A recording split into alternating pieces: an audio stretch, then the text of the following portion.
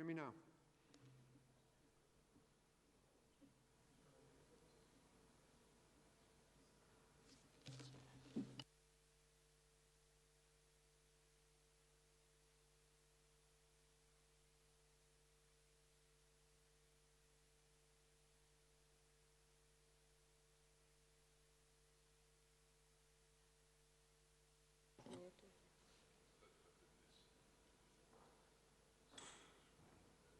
Hello, Mike, can you hear me now? No, I've got to mute.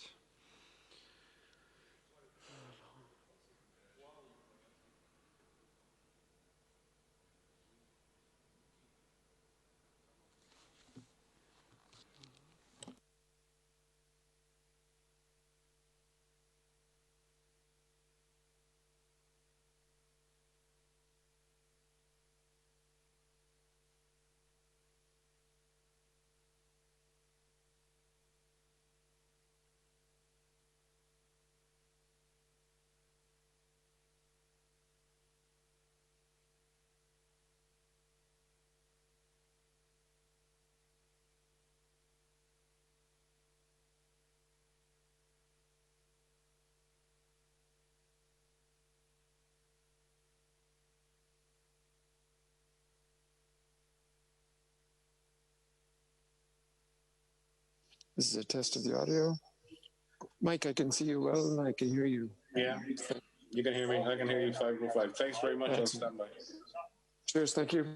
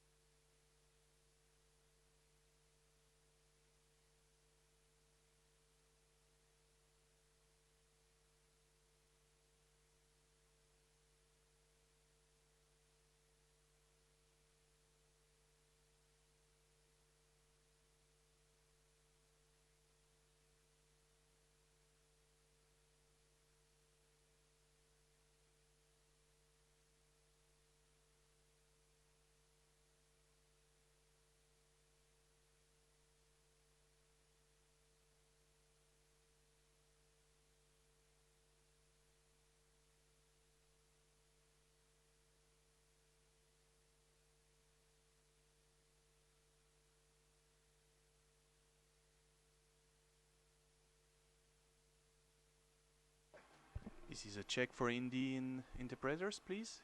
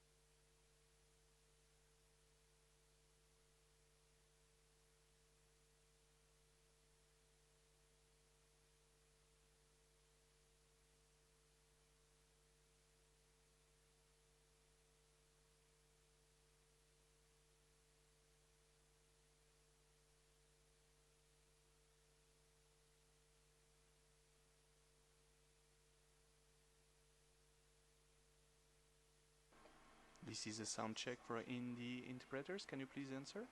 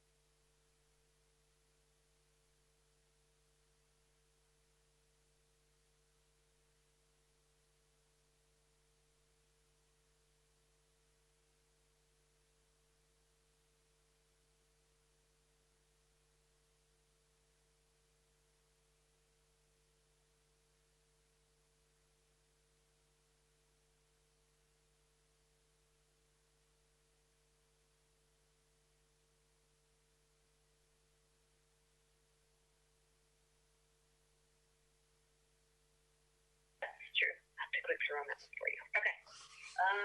The other one to highlight.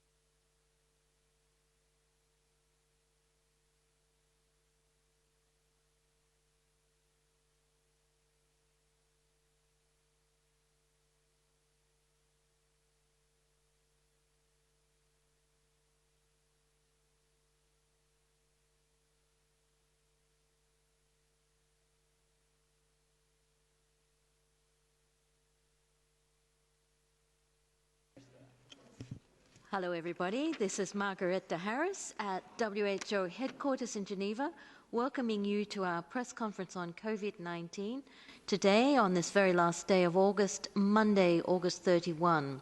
We have with us, as always, in the room, the WHO Director General, Dr. Tedros, along with Dr. Maria Van Kerkhove, our technical lead for COVID-19, Dr. Bruce Aylward, Senior Advisor to the Director General who leads on the ACT Accelerator, and Dr. Edward Kelly, our Director of Integrated Health Services.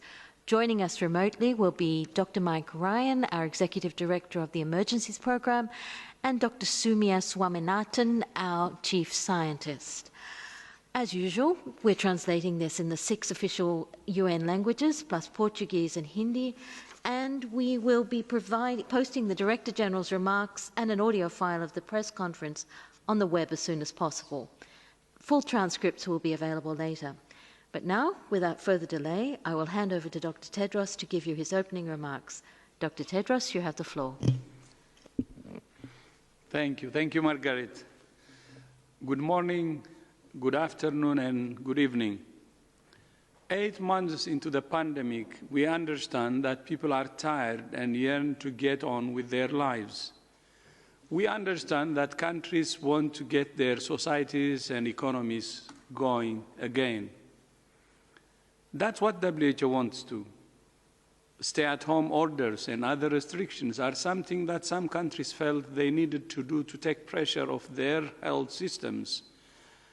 But they have taken a heavy toll on livelihoods, economies, and mental health. WHO fully supports efforts to reopen economies and societies.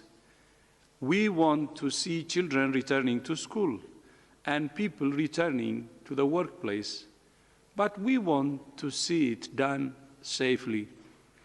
At the same time, no country can just pretend the pandemic is over. The reality is that this coronavirus spreads easily. It can be fatal to people of all ages, and most people remain susceptible. If countries are serious about opening up, they must be serious about suppressing transmission and saving lives. This may seem like an impossible balance, but it's not. It can be done, and it has been done. But it can only be done if countries are in control of transmission. The more control countries have over the virus, the more they can open up. Opening up without having control is a recipe for disaster. It's not one size fits all. It's not all or nothing. We believe there are 4 essential things that all countries, communities, and individuals must focus on to take control. First, prevent amplifying events. COVID-19 spreads very efficiently among clusters of people. In many countries, we have seen explosive outbreaks linked to gatherings of people at stadiums, nightclubs, places of worship, and in other crowds. Preventing these amplifying events is essential, but there are ways to hold gatherings safely in some places. Decisions about how and when to allow gatherings of people must be taken with a risk-based approach in the local context. Countries or communities experiencing significant community transmission may need to postpone events for a short time to reduce transmission. On the other hand, countries or communities with sporadic cases or small clusters can find creative ways to hold events while minimizing risk. Second, reduce deaths by protecting vulnerable groups, including older people, those with underlying conditions, and essential workers. Countries that do this well may be able to cope with low levels of transmission as they open up. By protecting those who are most at risk, countries can save lives, prevent people becoming severely ill, and take the pressure off their health systems. Third, individuals must play their part by taking the measures we know work to protect themselves and others. Stay at least 1 meter away from others. Clean your hands regularly. Practice respiratory etiquette and wear a mask. Avoid the 3 Cs: closed spaces, crowded places, and close contact settings. And fourth, governments must take tailored actions to find, isolate, test, and care for cases, and trace and quarantine contacts. Widespread stay-at-home orders can be avoided if countries take temporary and geographically targeted interventions. To support countries in their efforts to open up, WHO has a range of evidence-based guidance which can be applied in different transmission scenarios. Recently, we have published guidance for hotels and other accommodation and guidance for cargo ships and fishing vessels. This is all part of our commitment to supporting every sector to reopen as safely as possible. Meanwhile, we're continuing to work with our partners through the ACT Accelerator and the Kovacs facility to ensure that once a vaccine is available, it's available equitably to all countries. I would like to thank the European Commission for its announcement today that it's joining the Kovacs facility and for its contribution of 400 million euros. As President Ursula von der Leyen said, global cooperation is the only way to overcome a global pandemic. I fully agree with Her Excellency the President. Of course, it's not just schools and businesses that have been affected by COVID-19. In all countries, health systems have been put under extreme pressure, and the true impact of the pandemic in terms of increased sickness and death from other diseases remains to be seen. A WHO survey published today from 105 countries shows that 90% of countries have experienced disruption to their health services. Low and middle-income countries have been the most affected. The survey shows that up to 70% of services have been disrupted for essential services, including routine immunization, diagnosis and treatment for non-communicable diseases, family planning and contraception, treatment for mental health disorders, and cancer diagnosis and treatment. Many countries have started to implement some of WHO's recommended strategies to mitigate service disruptions, such as triaging patients to identify priorities, shifting to online patient consultations, and changes to prescribing practices. However, only 14% of countries reported removing user fees, which WHO recommends to offset potential financial difficulties for patients. WHO will continue to work with countries to provide tools to maintain essential services. For example, WHO is developing a health services learning hub, a web-based platform that will allow countries to share experiences and learn from each other. Finally, I would like to mention WHO's ongoing work responding to another emergency, the aftermath of the Beirut blast. Although Beirut is no longer in the headlines, WHO is continuing to support Lebanon in the wake of the blast 4 weeks ago, which left more than 6,500 people injured, 300,000 people homeless, and severely damaged critical health infrastructure and medical supplies.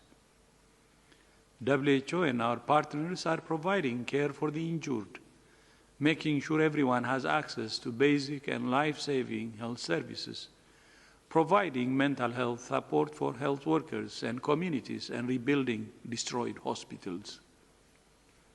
At the same time, we're responding to COVID-19 by expanding testing and treatment, buying urgently needed medicines, and protecting healthcare workers. To sustain this life-saving work, WHO has launched an appeal for at least $76 million. We thank all donors who have already committed funds. To support this appeal, the WHO Foundation, which we have recently established, has today launched a campaign to which any individual organization can contribute. To give, go to whofoundationproject.org and click on donations. Your contribution will make a difference to the lives of many who need support. In closing, I would like to repeat the 4 critical things that countries, communities, and individuals must focus on to control transmission so they can open their societies and economies safely. First, prevent amplifying events. Second, reduce deaths by protecting vulnerable groups. Third, take the individual steps to protect yourselves and others. Fourth, find, isolate, test, and care cases, and trace and quarantine contacts. And above all, national unity and global solidarity are essential. This virus thrives when we are divided. When we are united, we can defeat it. I thank you. Thank you, Dr. Tedros. I will now open the floor to questions from the press, but I would remind you first that you need to raise your hand, use the raise your hand icon in order to get in the queue to ask questions. Also remember we have a large number of you in the queue, and please stick to one question. We also have to restrict this briefing to under an hour, so I apologize now in advance to anyone who doesn't get their question asked. The first question is from Riley Griffin of Bloomberg, Bloomberg Health Reporting. Riley, could you please unmute yourself and ask your question? Hi all, thank you for taking the time to answer my question today.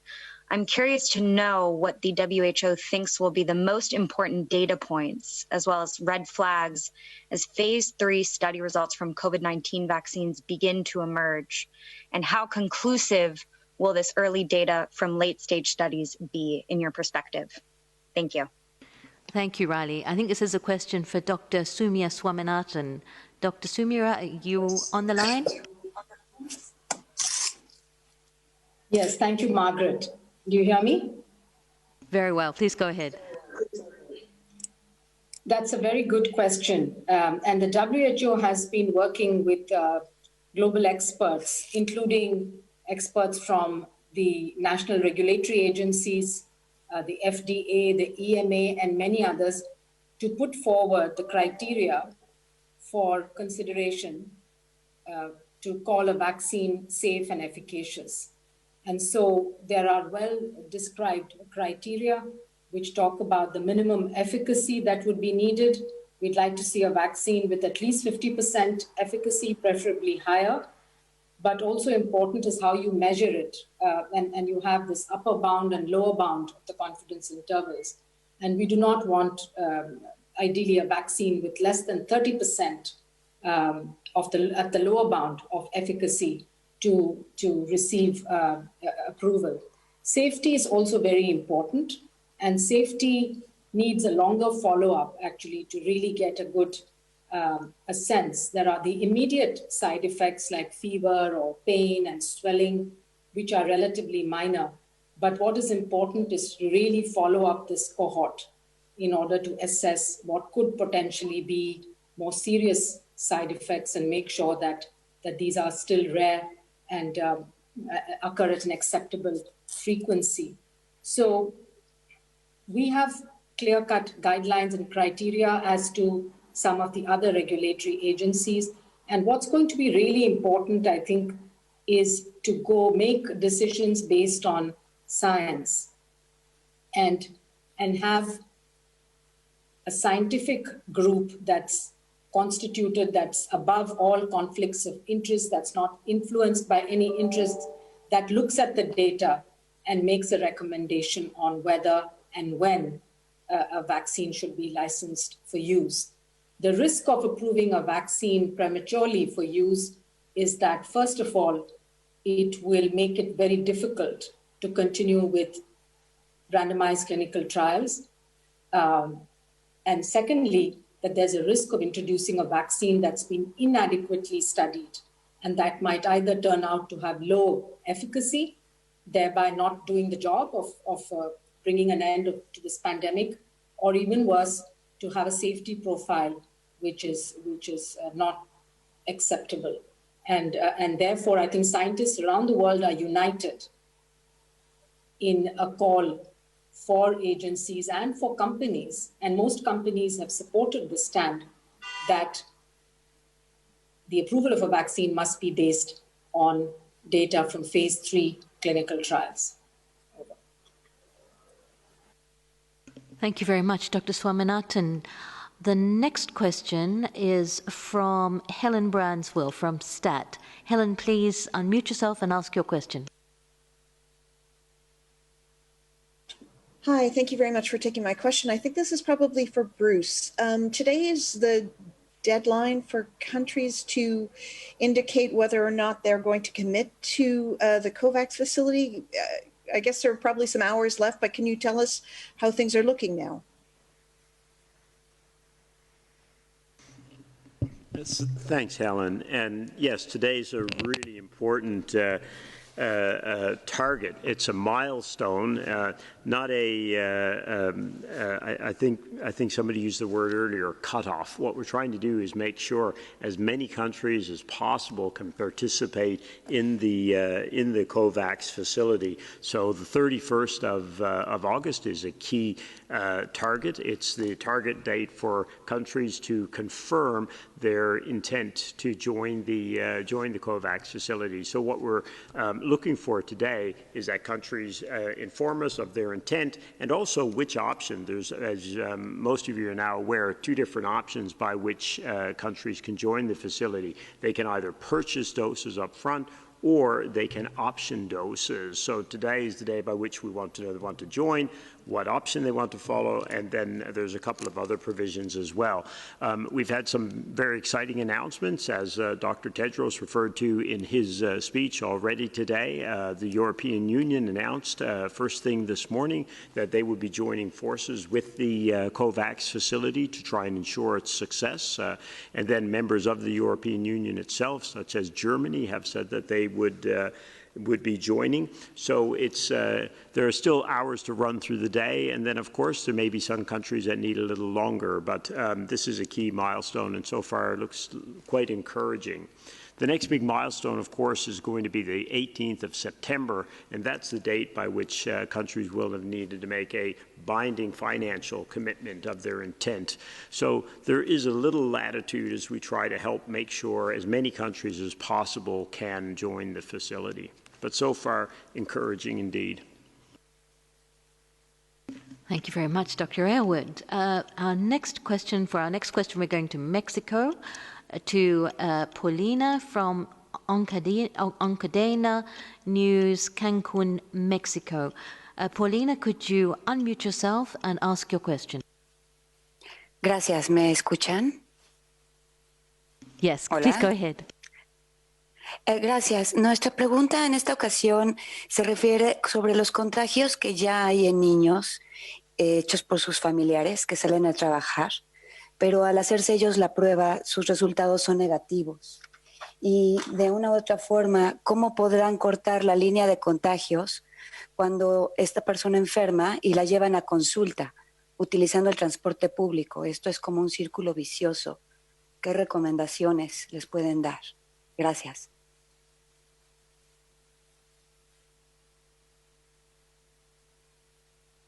This one's for Dr. Maria, I think. Thanks. So the question is about infection in children and how we prevent transmission, chains of transmission from children and from parents. Thank you for this question. So there's some very good studies and research that are being conducted in children to better evaluate what is disease caused in children, what does infection look like in children, how many children are infected, and what does transmission look between children and between adults and children. So with regards to transmission, there are some studies that are looking at the fact that children can be infected, and we know that children can be infected. Children can be infected in their households if they're infected through contact with an infected parent, and they can be infected in other locations. You mentioned something like public transport. This virus needs people to transmit between. So if children are near an infected person, they can be infected. So there's a number of measures that adults and children, that all people can take to prevent infection. And it's the same for adults, it's the same for children. It's physical distancing of at least 1 meter. It's wearing a mask where appropriate, where you can't do physical distancing. It's cleaning your hands with soap and water or an alcohol-based rub. It's practicing respiratory etiquette. It's staying home if you're unwell, following your local guidance. As it relates to schools, and I know there's a lot of interest in the safe operation of schools, this needs to be conducted in the context of communities, because schools operate where communities are. So if transmission can be controlled in the community, and the DG has outlaid a number of ways in which that can be done, which includes active case finding, isolation and care of known cases, contact tracing and quarantining of contacts, and then all of the measures that I just mentioned, children can participate in that as well. So it's very important that we follow all of these actions so that we prevent infections in adults, so that we can prevent transmission onwards to children. The last thing just to mention is that while we don't have a complete picture of what transmission looks like within children, there appear to be differences by age and by age group. And it's very important that we look at children by different age groups. The youngest children, those under 5 or so, those that are in their elementary school years, those that are a little bit older in their adolescence and teenage years. It appears that teenagers can transmit more often compared to the younger children. So we're still learning, and we're still learning, and we need to do everything that we can to protect ourselves from getting infected and to prevent our ability to transmit to others. Dr. Kelly will add some more. Just to add to that, I think the important thing also is to remember that when there is necessary medical care, urgent medical care, necessary medical procedures, these children and their parents can safely visit the medical facility. And I think it's important to think about early in the outbreak, we saw many, many families staying away from medical care. Now, sort of months on, we're still seeing that in many cases. And in parts of the world where a fever can mean something very serious, this needs to be considered carefully based on your local situation. And I think that some of the results that DG was talking about today show that the issues that you have in terms of getting to the facility, getting there safely, and getting home safely can be solved, and that 70% of the services interruptions that we're seeing are due to people just not showing up. It's not because the health workers are not there, it's not because the PPE is not there necessarily. So families need to consider that when they're considering the care for their children, considering what's necessary and what can be postponed. Thank you very much, Dr. Kelly. For the next question, we'll go to China, to Li Jingzi of Xinhua. Please unmute yourself and ask your question. Hi, can you hear me clearly? Yes, we can. Speak up if you can. You're very soft. Okay. Okay, here is Xinhua News Agency. Thanks for answering my question. The recent epidemic in Europe has picked up. France, Germany, and Switzerland are more severe than in May and June. What trend do you think the epidemic will take? And what loopholes does this expose in epidemic prevention and control? Yes, so you're saying that there's an increase in transmission in some European countries, and what steps should we be taking? Is that correct? Yes. Yes. So thanks very much. I'll begin, and maybe others want to supplement. I think, you know, what the DG discussed today and the many things that we've been talking about over these past several months is about the actions needed to reduce transmission, to suppress transmission, so that it's down to a low enough level where we can start to reopen up societies again. And I think what we need to figure out, and what we are all figuring out, are ways to live with this virus, where we take action to reduce the transmission, so preventing clusters. The DG was talking about this today. This virus operates in clusters. It amplifies in specific settings where people come in close contact with one another and they're not taking proper precautions and the virus is circulating. The virus will use that opportunity to spread, and it will spread rapidly in these types of clusters. And we can prevent those by either avoiding crowded spaces and closed settings, by ensuring that we prevent the virus from entering those in the first place, like a long-term living facility, for example. We've seen devastating effects of when the virus enters a long-term living facility. We can wear a mask if we're in places where we can't physical distance and we have poor ventilation. There's a lot of things that we can do. And I think what we're trying to figure out is, how do we live with this while we take these necessary actions and we try to get on with our daily lives? As the Director General has pointed out, people are very eager to get back to their normal life, but I think what we are finding out is that our new normal includes physical distancing. Our new normal includes making some modifications to our daily life to keep ourselves protected, to keep us from getting infected, and to keep us from infecting somebody else. We all have that responsibility to play. And also, if we take these measures while reducing the virus, controlling the virus, we can get our other services back online. Schools can open, workplaces can open, essential medical services, which have to be reinvigorated because people need to get the services that they need, which are life-saving services. It's not just COVID-19 that we're thinking about. We're thinking about all of the medical needs that people have. Babies are being born, vaccines are needed, can add to this. But we need to control the virus. And the reason we keep saying that this is so important is because we see that this is possible. And we see, with outlining the steps of having this workforce in place, finding cases, isolating cases, carrying out contact tracing, providing adequate care, targeting those clusters, we can really bring the virus under control. And that will save lives. And Dr. Bruce Elwood will add something. Just a very quick point to make further to Maria's points is that we're in such a very different situation, Europe is, than when it was in March and April. Now there's, yes, an increase in cases, but not nearly the level seen at that time. And also there's tremendous knowledge that's been built, there's tremendous capacities that have been built, there's tremendous skill sets that now exist, and the populations understand how to manage their risks. And this comes back to the third point on the Director General's and fourth point on his list that he just enunciated, and then Maria reinforced, but we can't say it too often. Europe has learned how to identify, isolate, quarantine. It's also identified how to put in place the individual measures. So we've already seen in some areas of Europe a very rapid reversal in what were some rapidly increasing curves. So I think that while we cannot be complacent, there's some encouraging signs already that even these initial upswings can be turned around much more rapidly than they were in the spring because of the knowledge, skills, and capacities that have been built. And Dr. Edward Kelly will add something too.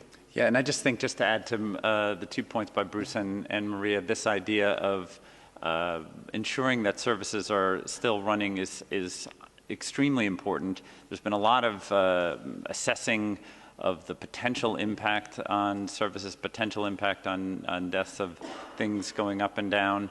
But countries right now are doing things. There are many, many interesting examples out there. This is why the Director General flagged some of this at WHO with partners, is trying to work on in terms of gathering that information.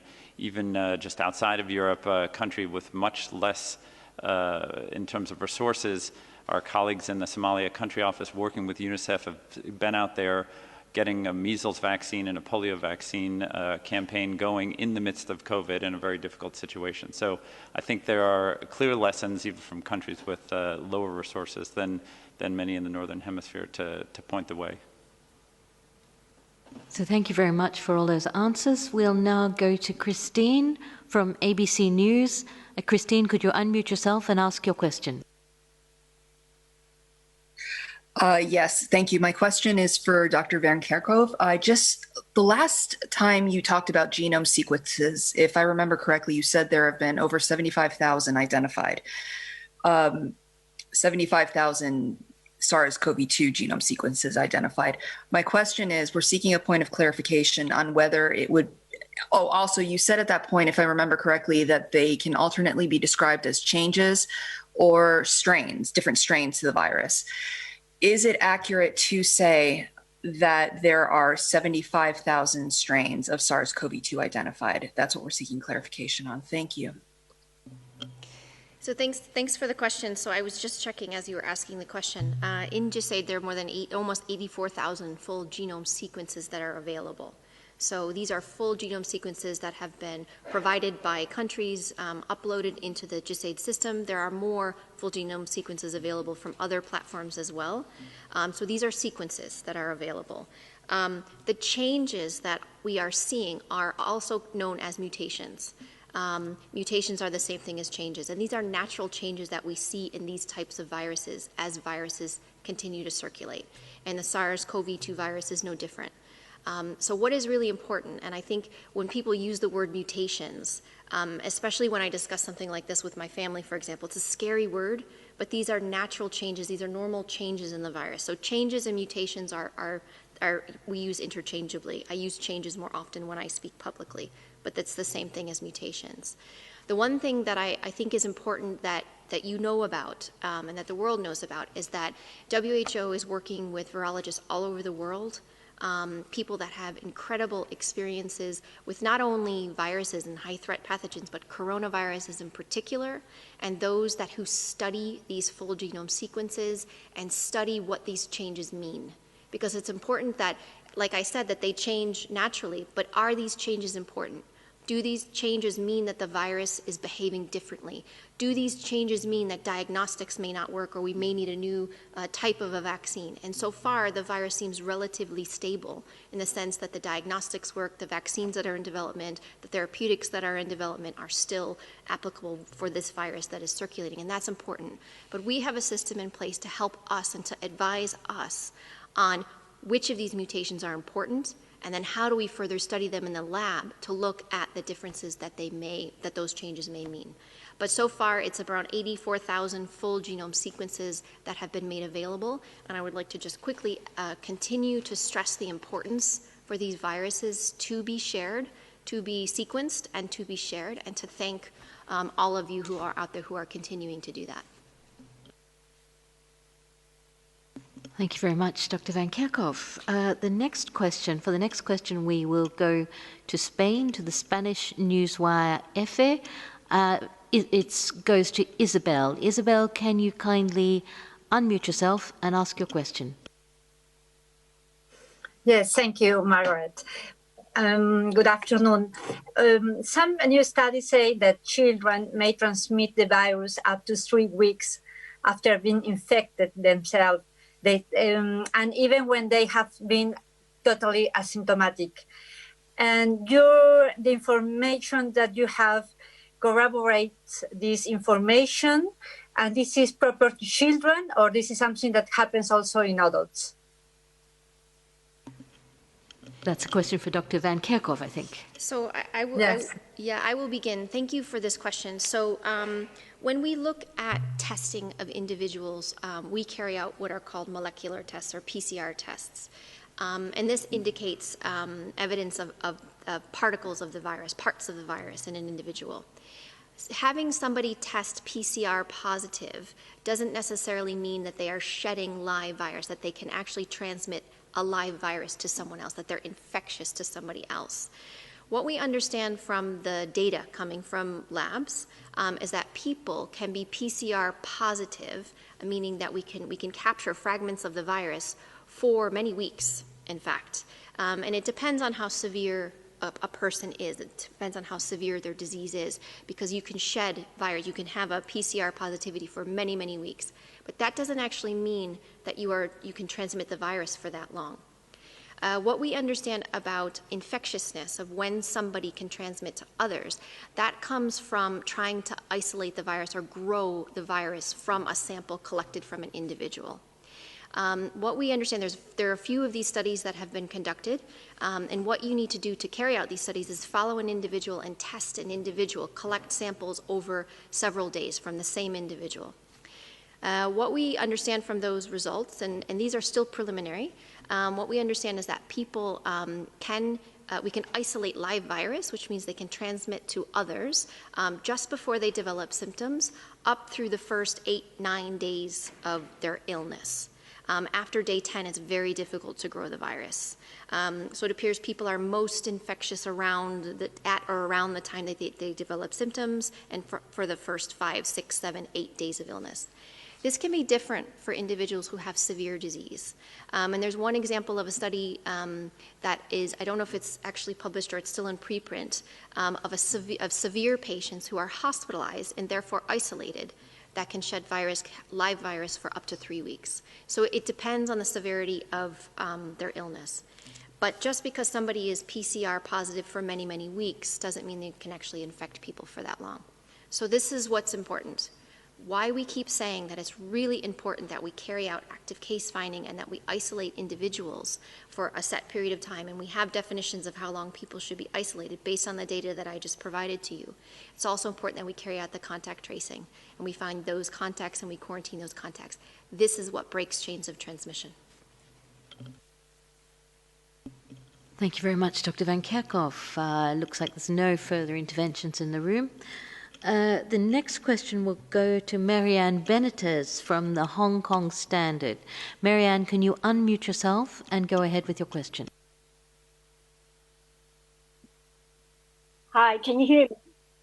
Very well, Marianne. Go ahead. Okay. Hi, thank you for taking my question, Dr. Harris, my friend from Hong Kong.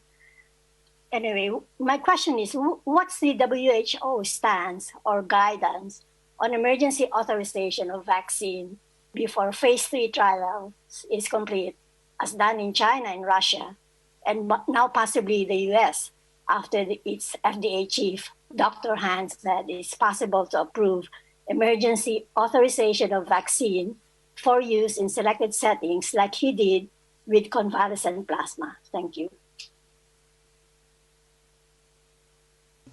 I think that's a question for Dr. Swaminathan. Dr. Swaminathan, are you online still? Yes, I'm here, Margaret. I can start and Mike might want to supplement because of the past experience that he's had in other emergencies, including Ebola. The emergency use authorization or licensing is something that has to be done with a great deal of seriousness and reflection. It's not something that you do very lightly. Of course, it's every country's national regulatory authority has the authority within their own territories to make these decisions. As far as WHO is concerned, we have on our website a guidance document which lays out step by step what the approach would be. Our preferred approach, of course, is to have complete data set that could be used for pre-qualification of vaccines, and that would then allow large-scale procurement by global bodies and distribution to countries. That's the preferred route. For the EUL, it would depend really on the data that the manufacturer provides to WHO, and it's going to be based on efficacy and safety data, as I described earlier, and it would be considered on a case-by-case basis. Over. Thank you, Dr. Swaminathan. Dr. Ryan, do you have something to add? No, I agree very much with with Sumia.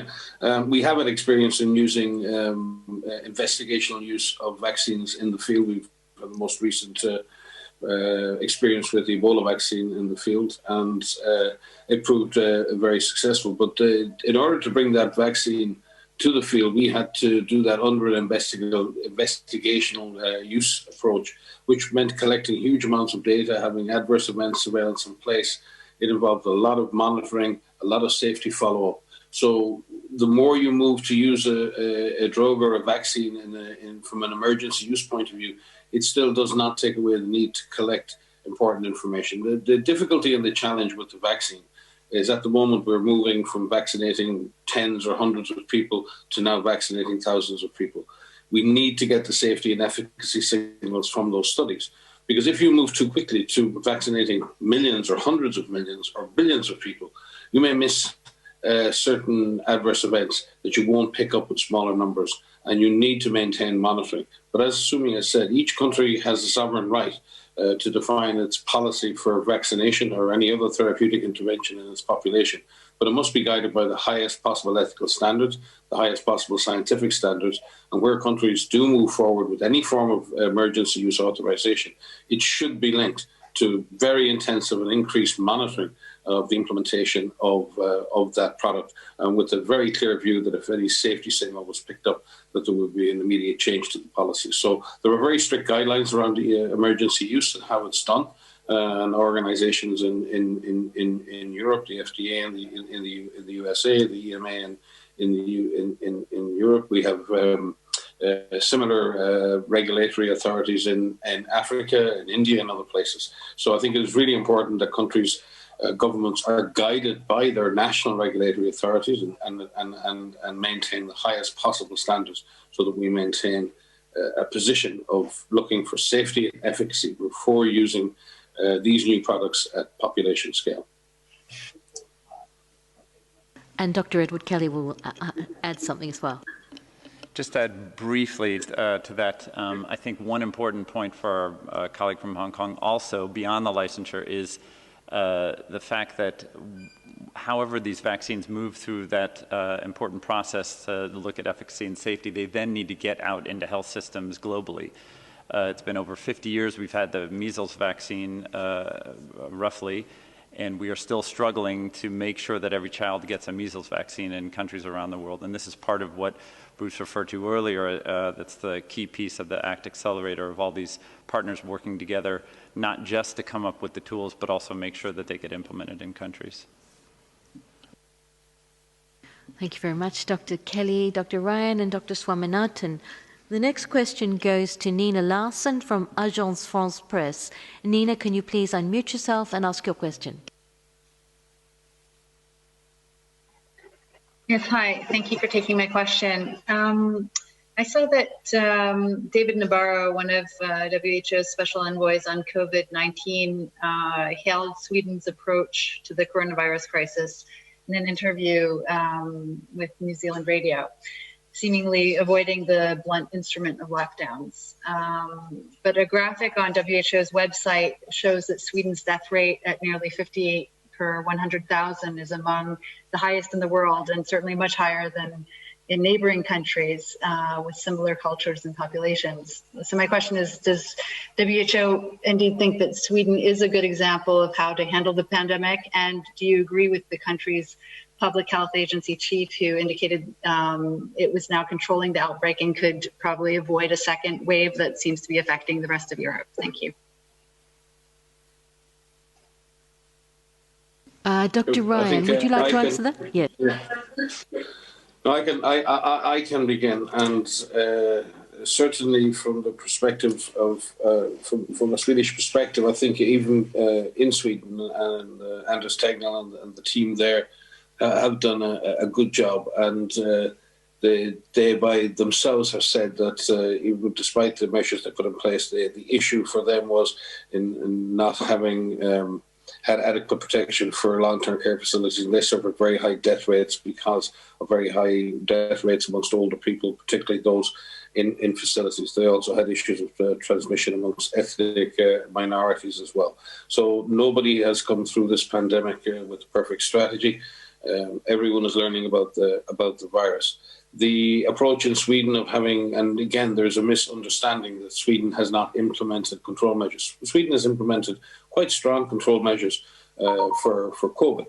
But what it has done in the main is try to rely on individuals and communities to comply with the advice of government, and it has tried to avoid imposing mandatory lockdowns, mandatory separation of individuals. And that's based on a very high level of trust historically between government in Sweden and its own population. And that is the way in which Swedish people and the Swedish government interact. That is the social contract in Sweden. But it is wrong to suggest that Sweden has had an altogether different approach to the rest of Europe. In fact, it has had an approach of light touch regulation of the process. In that process, they have suffered with high death rates in long-term care facilities, and by their own admission have said that in itself was an error in not providing adequate support or care or protection in those situations. And I think that's the case in many, many countries. We're taken aback and surprised by the high rates of death and the high rates of infection in long-term care facilities amongst older people and people with underlying conditions. So from that perspective, and we all have to learn how to live with this virus. I've said at previous press conferences that there is a point at which we, in learning to live with the virus, we try and find a way to keep our societies as open as possible, while at the same time breaking chains of transmission and controlling the infection. Now, how do we find a way to control the infection, suppress the infection, break chains of transmission, and at the same time open up our societies? And these are almost impossible concepts to reconcile. How can we calibrate our response to do the least damage to our society, but the most damage to the virus? And can we sustain those behaviors? Can we sustain that process for long enough through to which time as we can have a vaccine? There are no correct answers to this. The context of each country is entirely different. The social contract is entirely different. The relationship between government and populations is entirely different. And each government has to find its way with its population to control the disease. And there are lessons to learn from every country and its approach. No country has done it perfectly. All countries have made mistakes, but all countries have done some things correctly. And we should look at Sweden. We should look at the model. We should look at their approach to see what elements of sustainability, what elements and ways they have learned to live with the virus, and learn from what has been done well and what has been not done not so well in all countries, including Sweden. Thank you, Dr. Ryan. Okay. No further interventions from the room. The next question goes to Hilary from Business Insider. Hilary, please unmute yourself and ask your question. Hi, yeah, thanks for taking my question. I just wanted to ask Dr. Tedros a follow-up from the opening remarks today. You said that countries can find, quote, creative ways to hold gatherings if the virus transmission is low enough. And I was hoping you could be a little more specific on, what are some of those creative strategies and what do those look like in practice? So thank you for the question. I'll begin. So yes, I think one of the big messages we want to get out is that in countries that are able to control this virus, and this virus is controllable, it takes a lot of hard work, there are ways that people can remain, to find ways to be social again while still being physically distant from one another.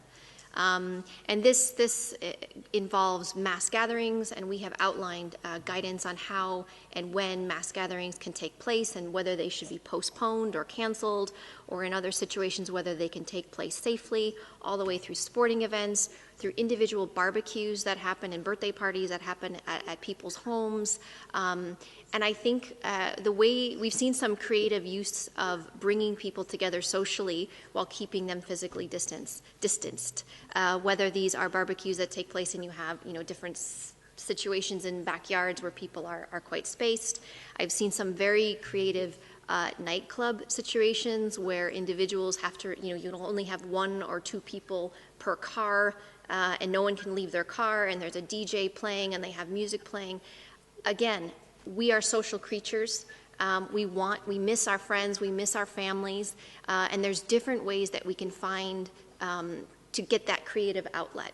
But we do need to take individual responsibility Those that are hosting events like this have a responsibility to have them done safely, and in some situations they may need to be canceled, they may need to be postponed, and we do realize that that is difficult and that's a sacrifice that we have to make. But as individuals, there's decisions we need to make about, do I participate in this? You've heard us say before, if it doesn't feel safe, then it probably isn't. But you have a responsibility to try to minimize your exposure. And in many countries where they are controlling transmission, social events can start to take place safely. So this has to do with limiting numbers, it has to do with keeping people separated, and making sure that when you do bring people together in a physical space that they stay at least 1 meter apart. But one last thing just to mention young people here, because unfortunately we are seeing some clustering events, some amplification events that are taking place in nightclubs and in different types of entertainment industries. But there's ways that perhaps that could be done differently and things could be done outside. And so work with us, and that creativity and that ingenuity, and that is something that we need to think about how our new normal goes forward.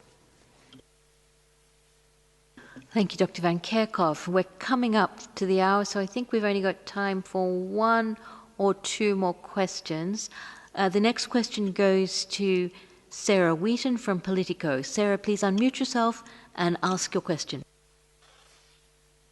Yes, thank you. A question about Kovacs. The Commission announcement, the European Commission announcement that you referred to today, they've said they're still working out whether, well, they won't answer questions basically about whether they'll actually be procuring vaccines through Kovacs, although they have said that they will join the effort. So does it make a difference for the success of Kovacs if the European Commission and European countries actually participate or actually procure through you? Thank you very much.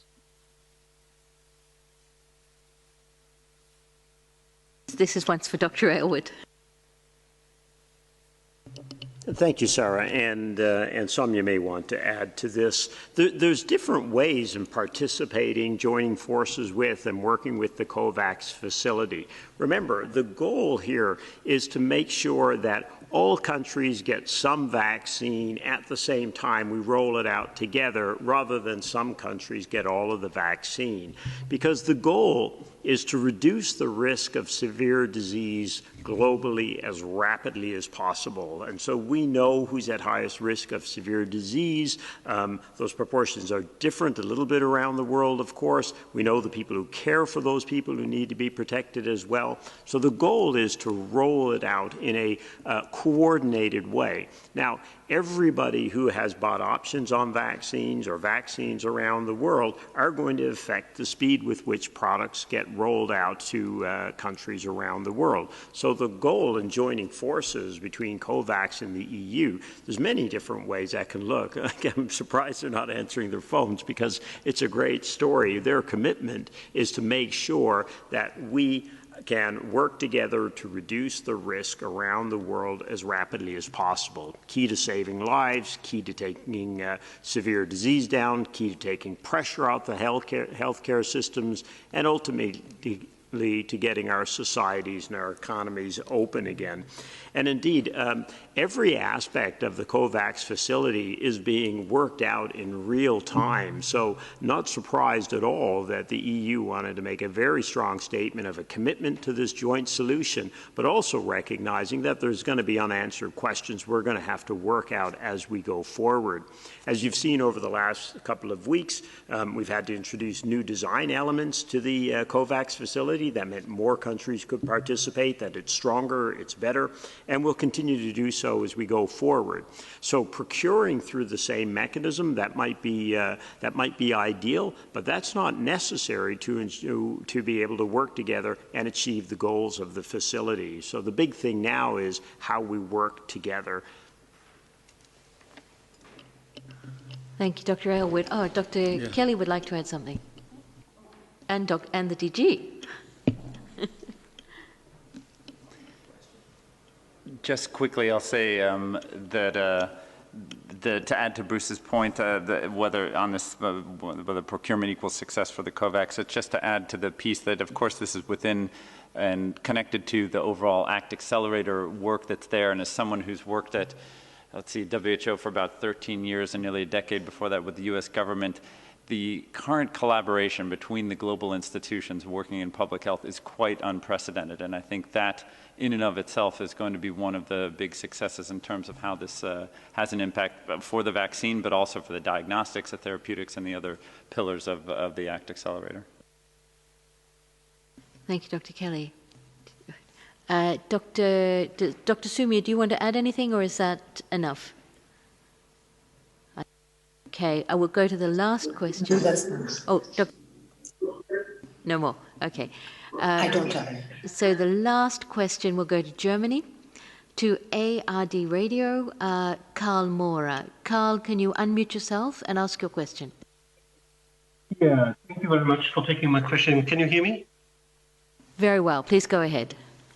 I have not a medical question, but I think it's an important question. People in Germany and other countries demonstrate, protest against the protective measures, and they ignore the protective measures while this protest just happened in Berlin on Saturday. What is your advice? How should one discuss with these people? How should governments, authorities deal with such demonstrations? Maybe I can start with that. Please do. Start by Maria as my comment. I think it's in dealing in epidemics for a quarter of a century now. Bruce and Maria and others will have the same view, and I believe epidemics and emergencies, create strong emotions, and acceptance of measures is always very, very tough. And it's really important that governments don't overreact to people protesting against measures. It has happened since time immemorial.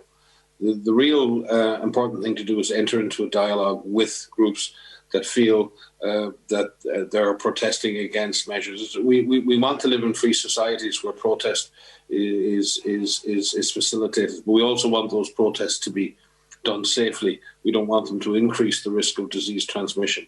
But it is really important that the process of reaching that compromise and reaching that safety is done through a process of dialogue.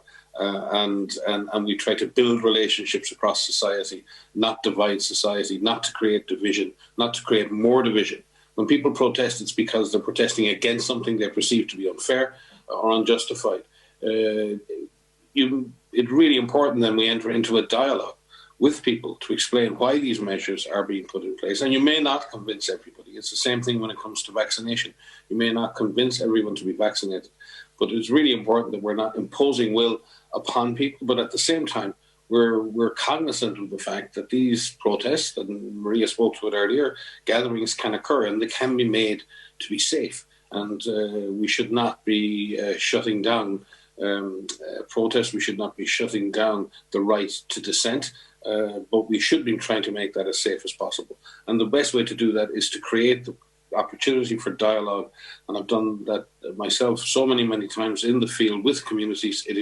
It takes time, it takes listening, it takes people being reasonable. And what other way is there for our society to progress and evolve unless we're willing to listen to each other and understand not everyone has the same opinion, and try to find a way as a society to move forward together and not polarize things constantly into opposing camps and opposing forces. This is not healthy for our society.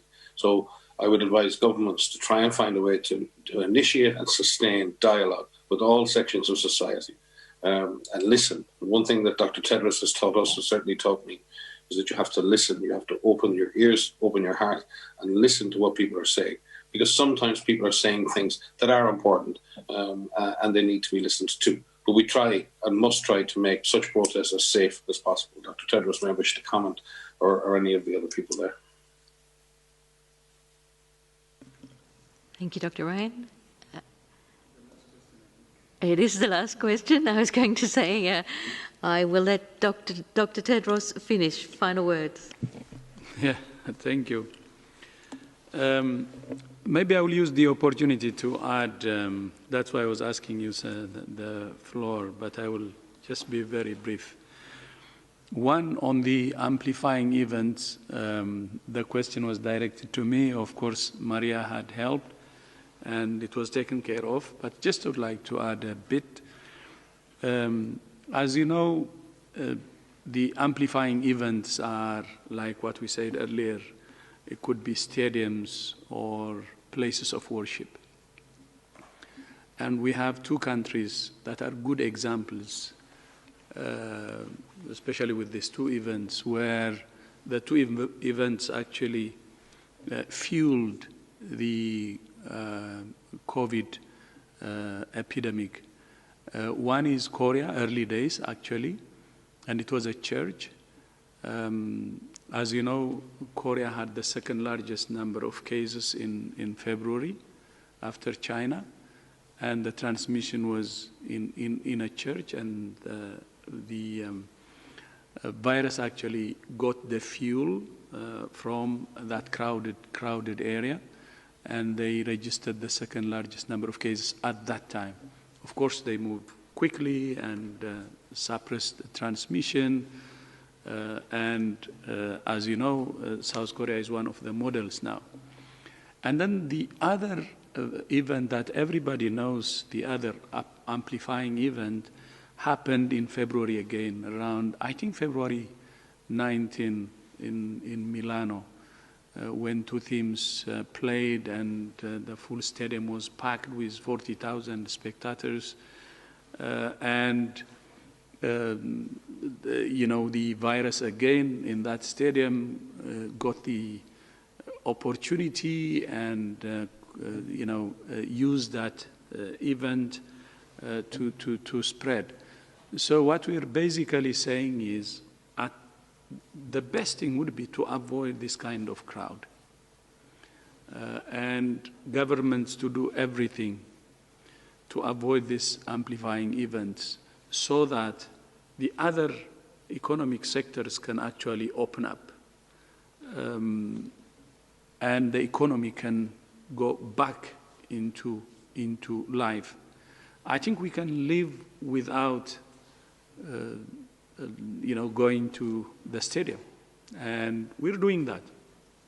Teams are playing in stadiums without spectators, but with live transmission, so people can see it from their homes. So if the risk is high, it's better to use that model without spectator stadium, teams playing. That's one model. And the second is in places of worship. What can be done is like what the Kingdom of Saudi Arabia did during the recent Hajj. A limited number of people, well spaced, distancing, physical distancing, properly observed, with masks and other precautions. I think they have done the annual Hajj. So that's why we said it can be done, but with serious precautions. But the best would be to avoid it, especially if the risk is really high. Many countries went into lockdown because the virus was faster, because it used amplifying events like the examples I just said, and then the governments resorted into lockdown in order to be ahead of the virus. So to stay ahead of the virus, avoiding amplifying events or taking the maximum precautions when we want to do it will be very, very important. And as I said earlier, WHO wants the economy to open up. Lives and livelihoods cannot be separated, and we should do everything to open our economies, to open our schools. But since we know a lot about this virus now, we need to do everything to suppress transmission. Then on the demonstrations last weekend, I fully agree with Mike. We should listen to what people are asking, what people are saying. We should engage into an honest dialogue. And at the same time, though, to those who have demonstrated the past week, what I would like to say is the virus is real. It's dangerous. It moves fast, and it kills. And we have to do everything to protect ourselves and protect others. I felt really sad. I'll just tell you a story. that colleagues told me when they asked in one country about the high death rate, and some said, no, these are the elderly dying, so it's fine. No. When the elderly is dying, it's not fine. It's a moral bankruptcy. You know, we should not be morally dead.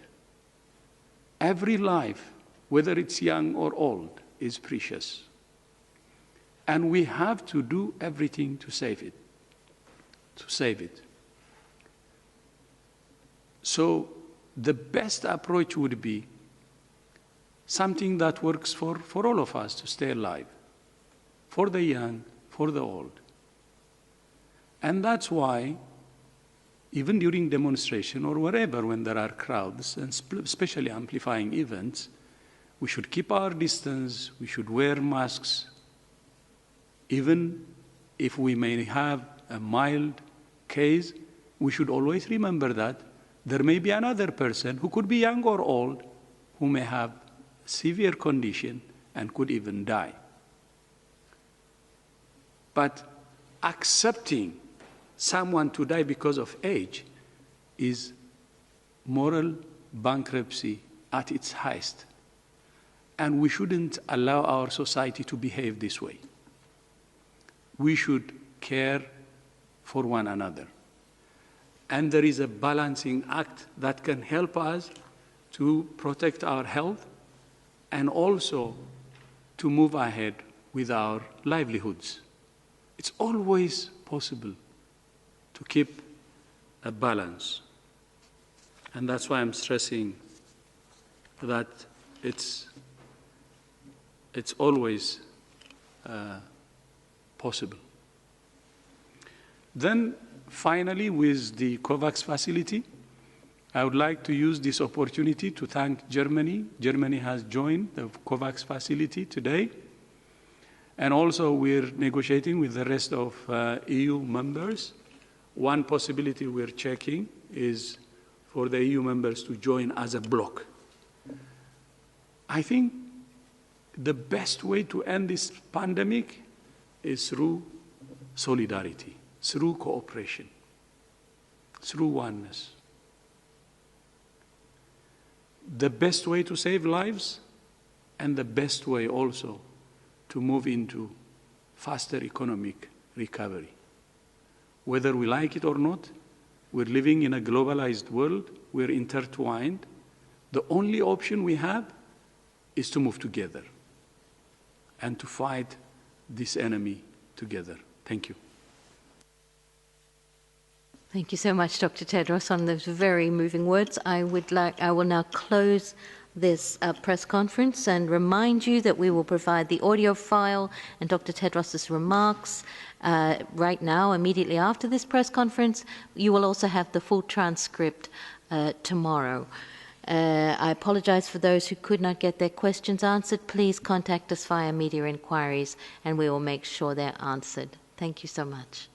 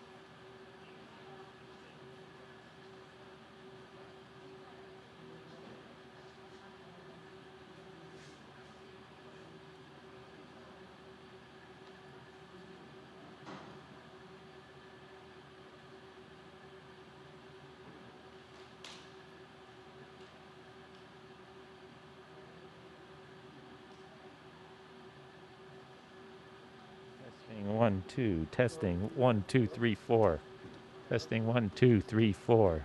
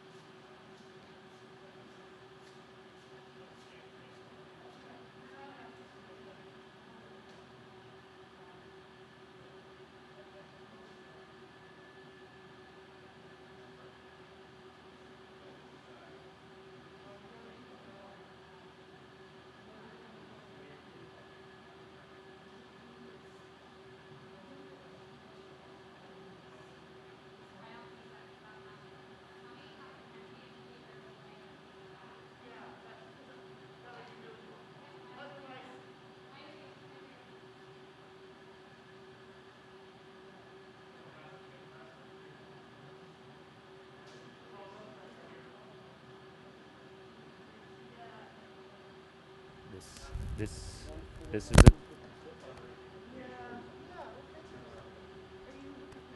testing 1, 2, testing. This is only a test. All